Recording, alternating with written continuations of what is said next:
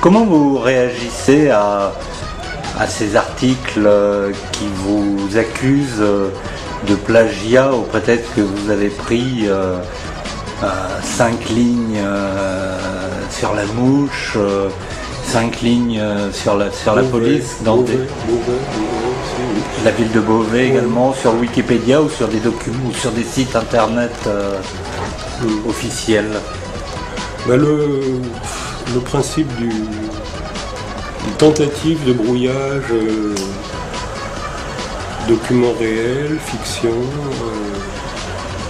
beaucoup de gens l'ont fait. Moi j'ai quand même surtout été influencé par Pérec et Borges, moins par Danilo Kish que je connais plus mal. En fait, Pérec y arrive quand même mieux que moi parce qu'il retravaille pas, il retravaille pas du tout le fragment.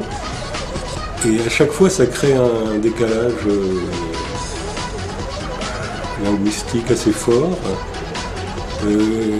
Moi, j'arrive pas vraiment à gérer ce genre de décalage, donc je retravaille un peu pour approcher de mon propre style,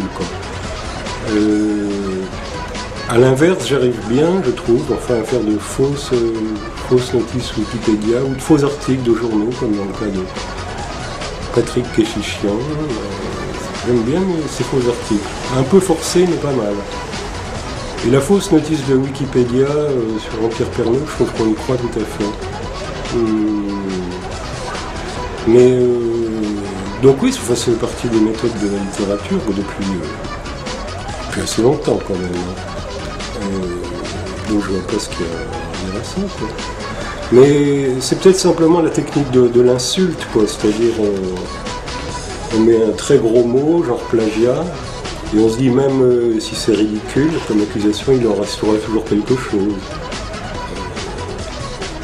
C'est comme racisme.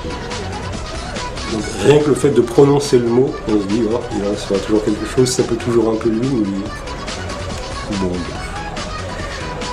Sinon, alors si les gens le pensent, si c'est pas uniquement pour venir, mais s'ils pensent sérieusement, là c'est plus grave, parce que c'est vraiment des incompétents, ils n'ont pas la première notion de ce qu'est la littérature.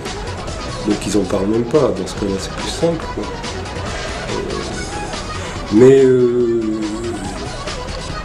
ça fait partie de la méthode, oui.